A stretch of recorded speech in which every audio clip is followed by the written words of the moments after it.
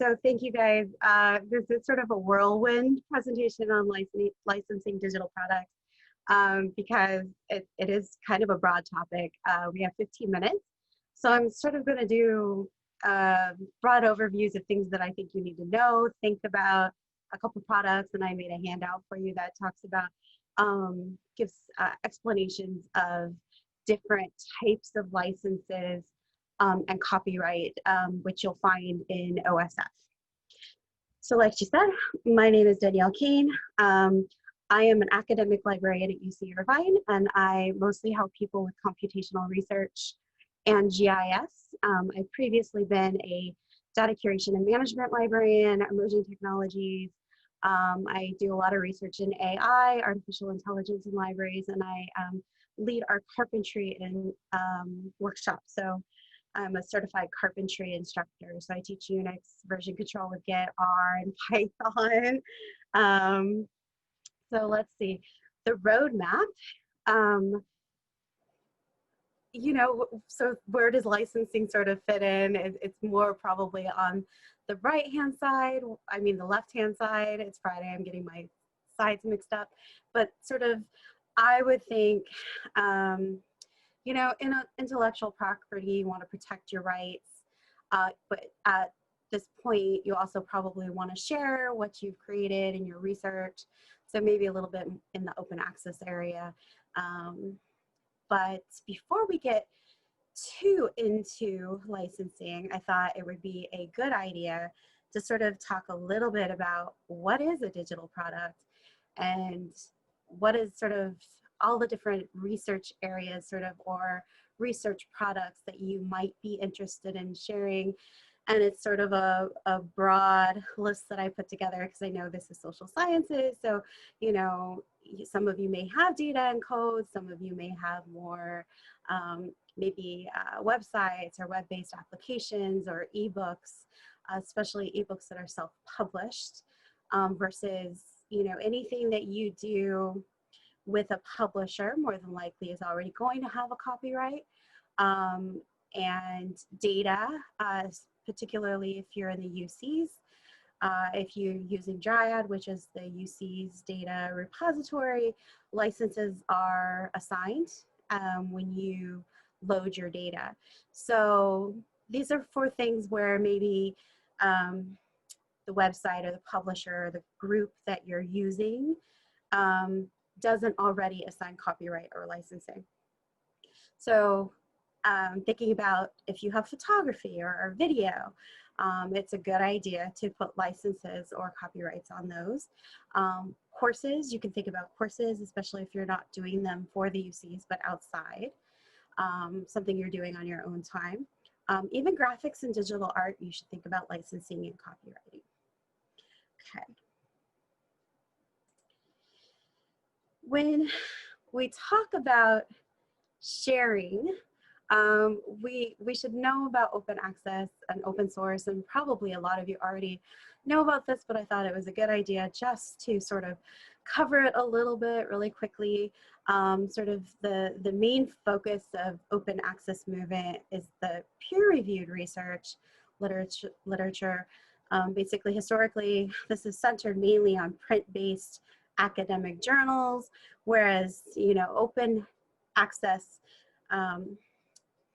conventional non-open access journals basically cover publishing costs through access tolls, such as subscriptions. So that's those things that the libraries pay for you as your students with the UCs or other academic institutions.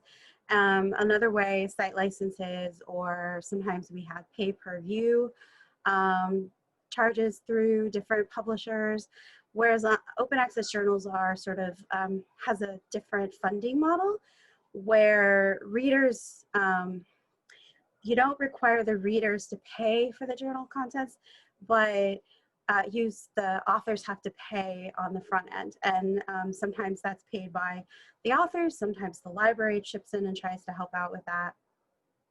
On the other hand, sort of open source or open code is basically an item that you can share openly. You're not charging for it.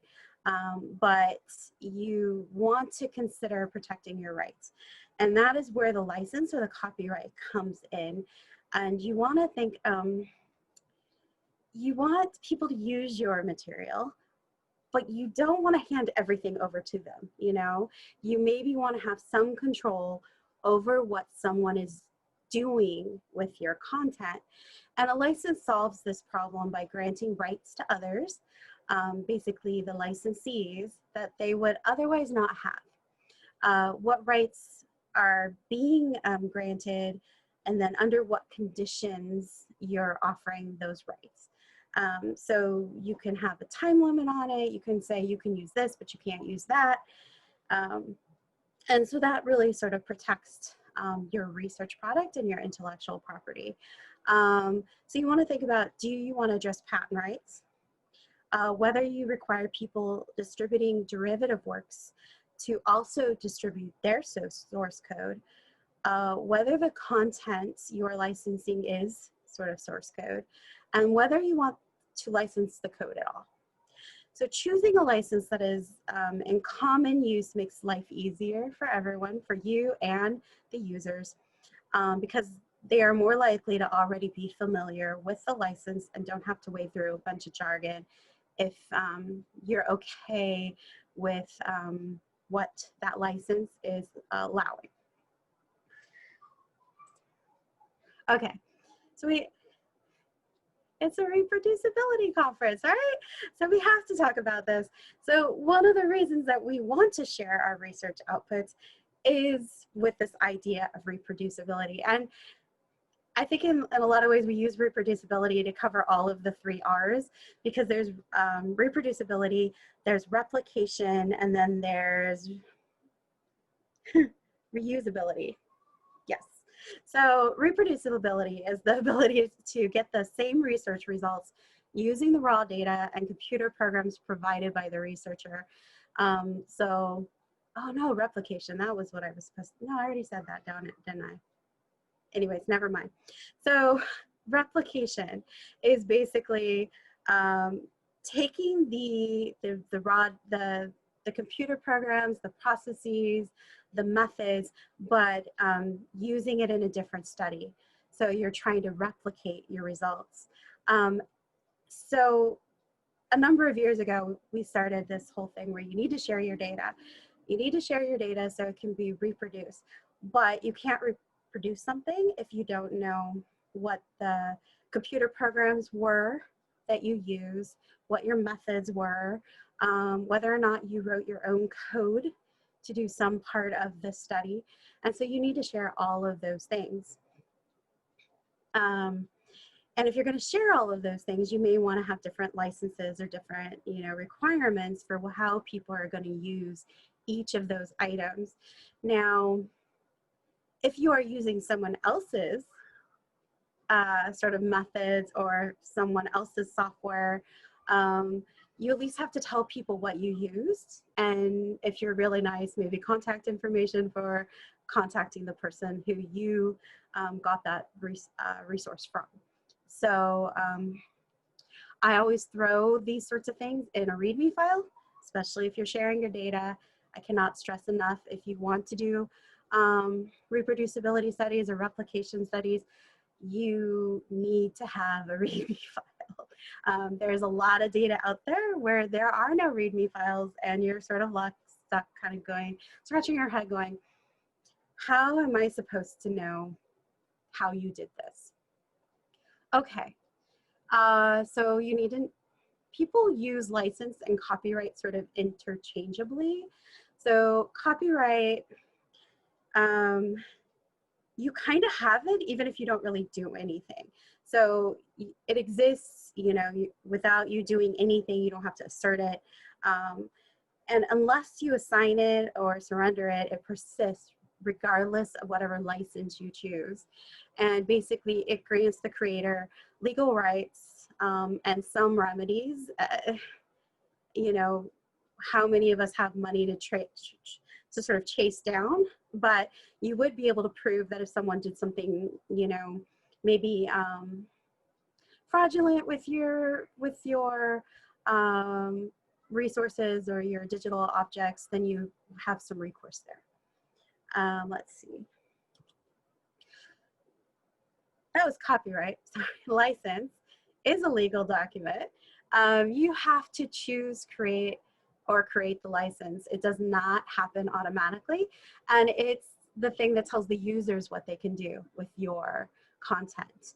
And unless stated or until you revoke it, it is pretty much enforceable in perpetuity. Okay.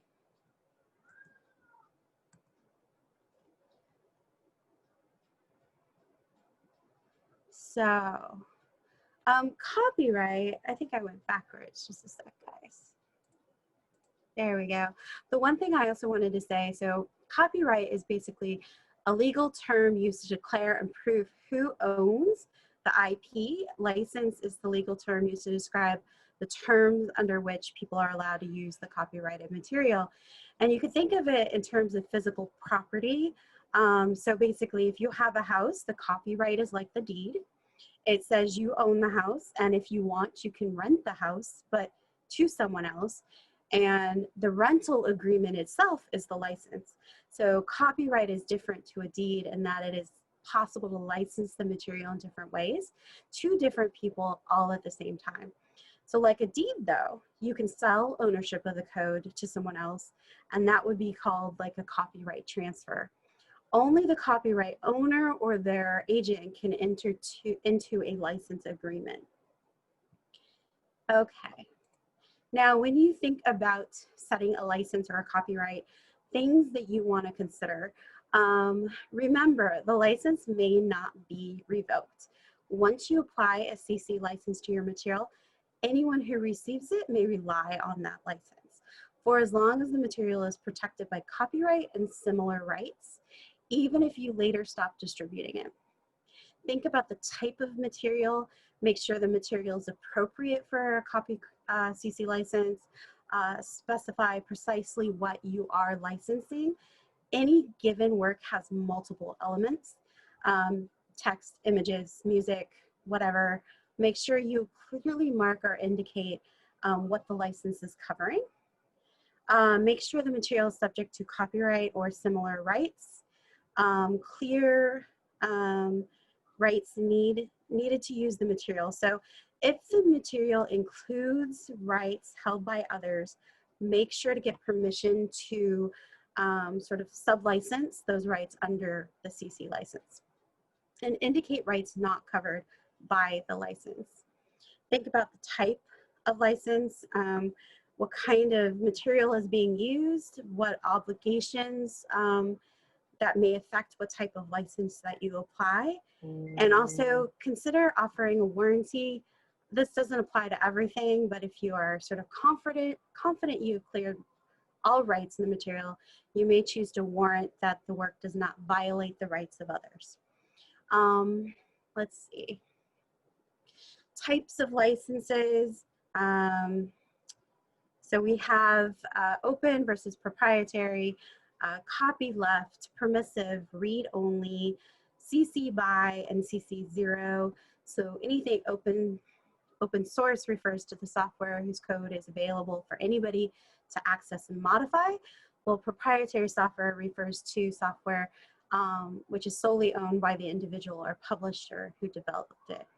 Copyleft is the practice of granting the right to freely distribute and modify IP. And permissive software licenses, sometimes those are called BSD-like or BSD-style licenses, are for free software. And it offers minimal restrictions on how that software can be used. So a couple of resources for you, and I've given you the links for each of them, is this sort of choosealicense.com. It is actually developed by GitHub, and it's to help developers choose an open source license for their source code. It is not a comprehensive directory of open source licenses, but it does sort of walk you through some of the more popular ones. So like the MIT license or a copyleft license like GNU GPLv3.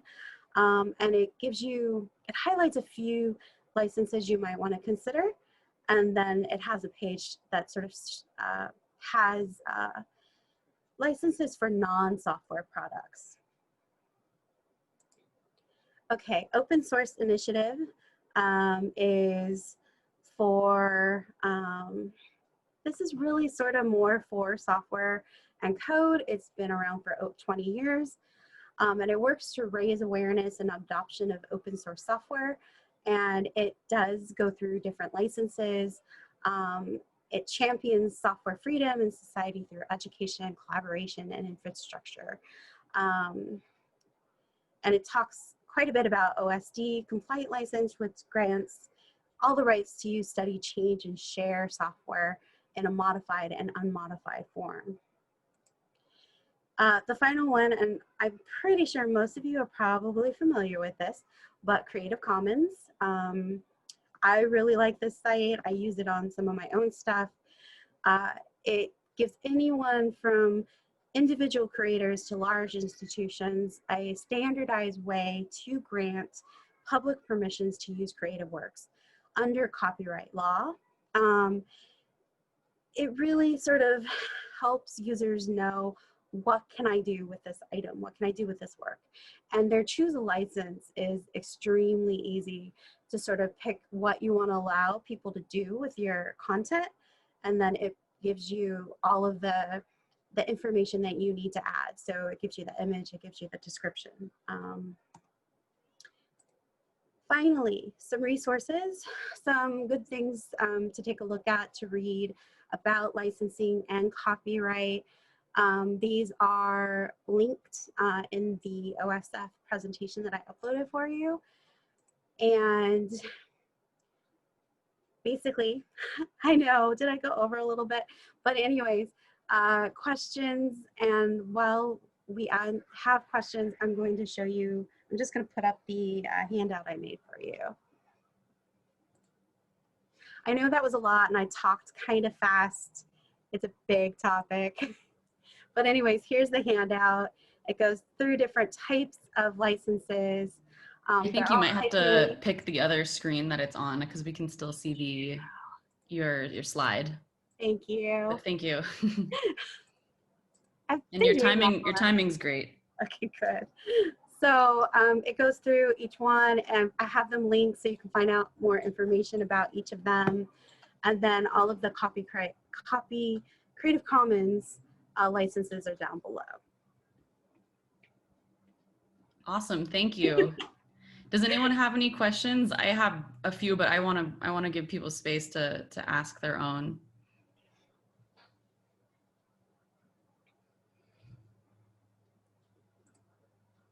I know that was a bit of a whirlwind for Friday mornings, so I apologize. This was very useful. Yeah, I could see us spending a whole hour or more on this. If people want to unmute themselves to ask questions, that's cool, or you can put your questions in the chat as well.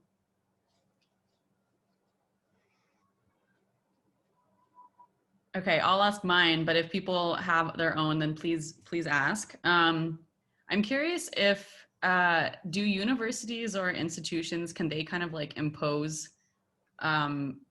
like a certain kind of policy for licensing, like any student or faculty member at their institution conducting research, like they must use this license or something like that, or is it up to the researcher themselves?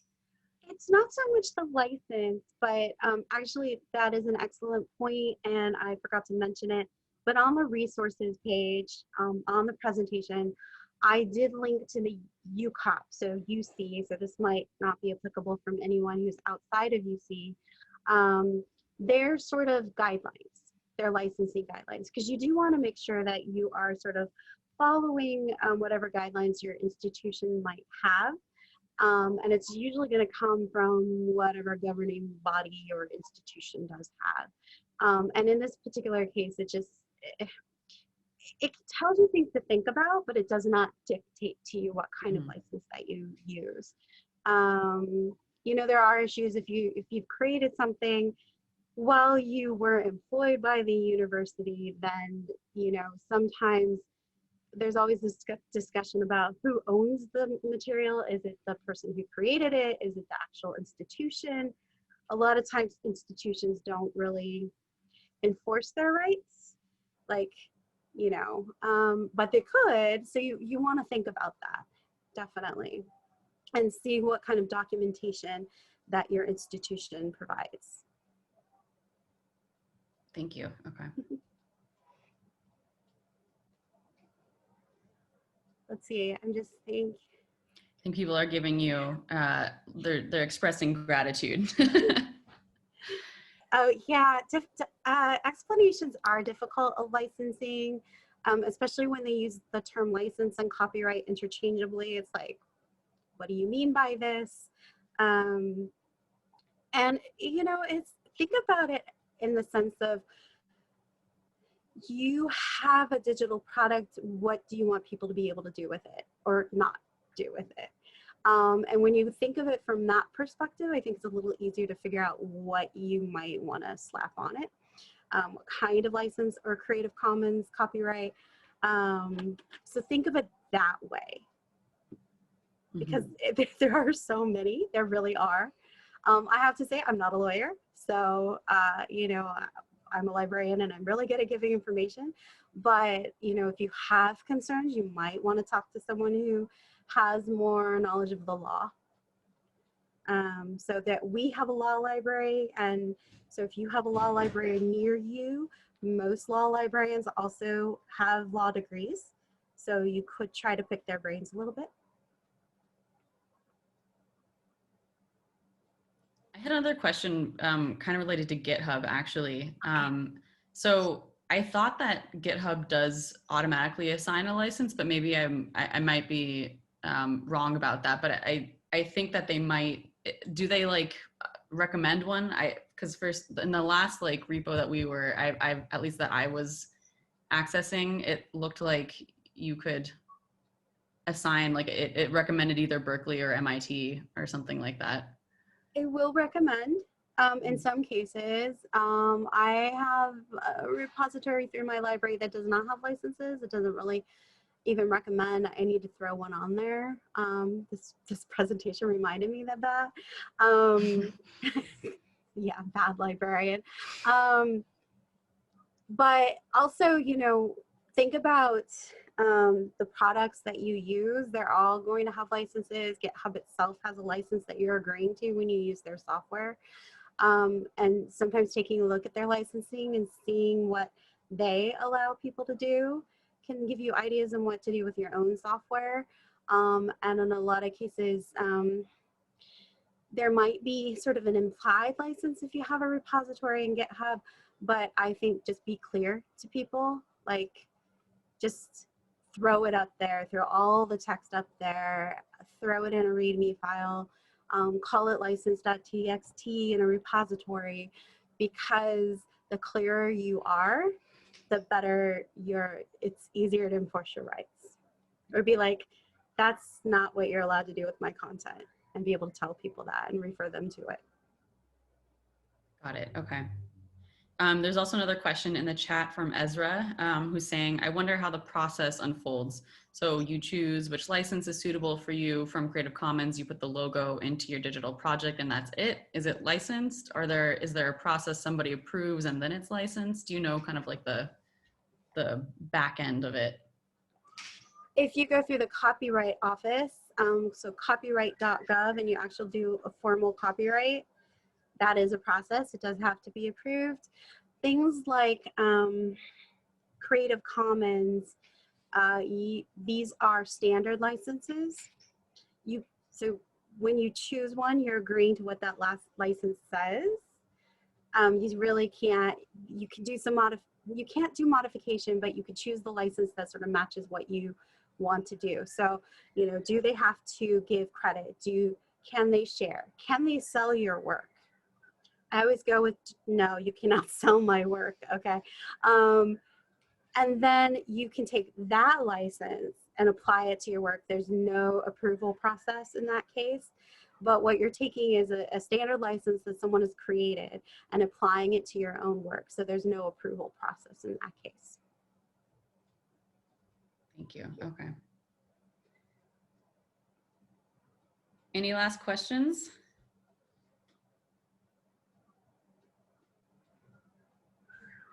And if not, we can move on to the last session, but I wanted to give a big thank you to Danielle.